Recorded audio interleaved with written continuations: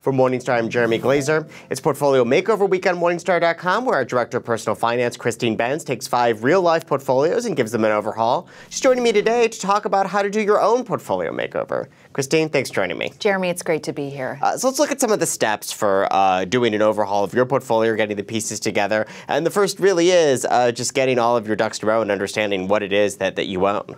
That's right. So do some data gathering. And for a lot of us, we've got our information stored in various places. You might have online accounts set up with various financial providers. You may be receiving paper statements from others. So you want to take stock of all of your most recent information. Also round up Social Security data, get a profile on the Social Security's website if you don't already have one. If you're eligible for a pension, find whatever current information is available regarding your pension.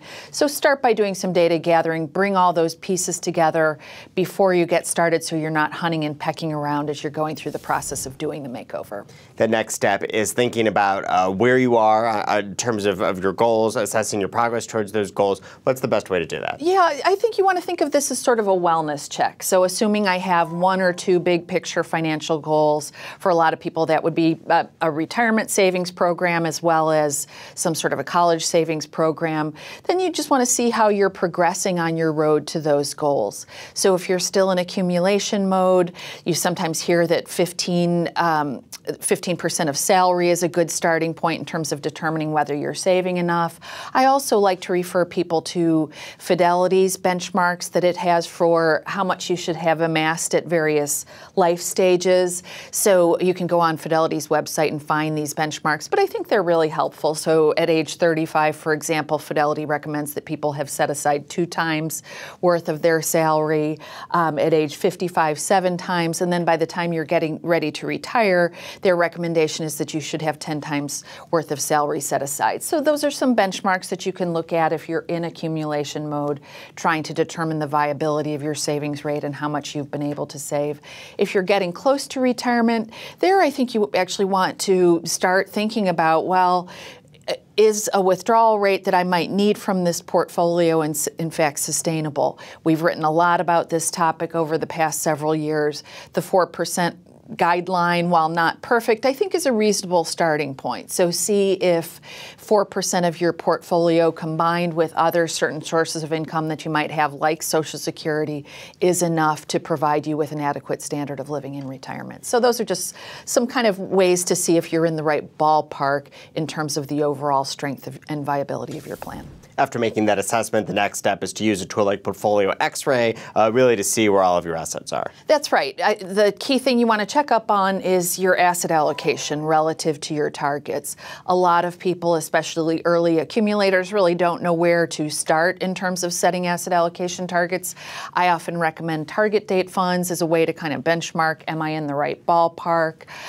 You could also look to Morningstar's lifetime allocation indexes for another check on whether your asset allocation program makes sense. If you are someone who's getting close to retirement and you're thinking about using the bucket strategy for structuring your portfolio, well, you can do your required living expenses from the portfolio and use that to kind of asset allocate your portfolio. So I've got a lot of model bucket portfolios on the website that people can look at when kind of looking at whether their current asset allocation squares with their anticipated spending demands from their portfolios. And it's also important to make sure you don't have any unexpected big sector bets or unexpected bets in that. Right, and that's another thing that you can get with our X-ray functionality on Morningstar.com. You can see how your portfolio is arrayed across the U.S. equity style box, so you can see how much you have in value, blend, and growth, and from small to large, and just see whether you have any big inadvertent bets in your portfolio. For people who have been letting things ride over the past couple of years, certainly, we've seen growth really dominate at the expense of value. So if they haven't topped up their value exposure recently, they may want to do that unless they want, in fact, to have a big bet on growth. Also check up on big individual stock weightings, and this can commonly arise when someone has company stock in their portfolio. But just check, use our stock intersection tool to see whether you are overextending yourself in terms of betting heavily on a couple of stocks. Those steps could really help you make decisions about individual securities in your portfolios, but you also think it's a good time to think about streamlining all of those portfolios as well, maybe reducing the number of accounts you have. Absolutely, and this is something I try to do when I work on these portfolio makeovers, is to try to identify opportunities to bundle things together. So a common example one I frequently see is where someone might have a few rollover IRAs from former employers, or maybe 401ks that are still hanging out with former employers. So I look across the accounts to see if there are opportunities to merge things together, and that can be beneficial from a couple of standpoints. One is that you may qualify for breakpoints that would give you access to lower cost share classes than would be available if you had less in assets at a given firm.